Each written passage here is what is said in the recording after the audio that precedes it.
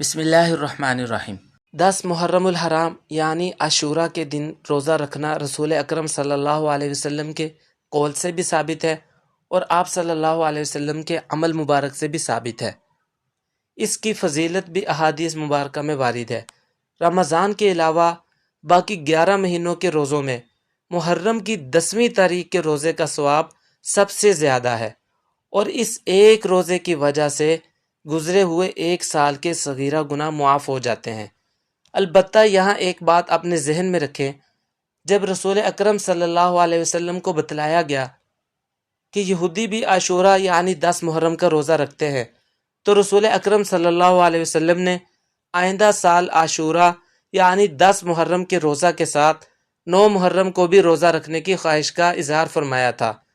اسی کی بنا پر فقہاء کرام نے عاشورہ کے ساتھ 9 محرم کے روزہ کو مستحب قرار دیا ہے، اور یہودیوں کی مشابہت کی بنا پر صرف عاشورہ یعنی 10 محرم کا روزہ رکھنا یہ مکروہ تنزیہی ہے۔ لہذا 10 محرم کے روزے کے ساتھ 9 یا 11 محرم کا روزہ بھی رکھنا چاہیے تاکہ یہودیوں کی مشابہت لازم نہ آئے۔ محرم الحرام کا پورا مہینہ یہ قابل احترام اور عظمت والا مہینہ ہے۔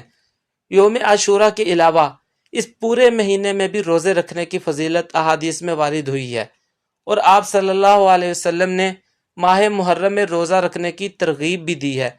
حضرت ابو ہریرہ رضی اللہ تعالی عنہ سے روایت ہے کہ رسول اکرم صلی اللہ علیہ وسلم نے فرمایا، افضل ترین روزے رمضان کے بعد ماہ محرم کے ہیں، اور فرض کے بعد افضل ترین نماز رات کی نماز ہے۔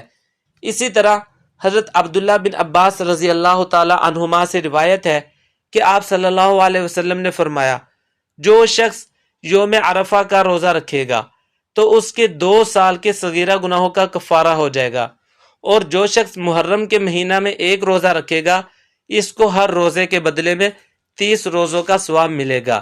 اس ویڈیو کے دلائل آپ کو ڈسکرپشن میں مل جائیں گے۔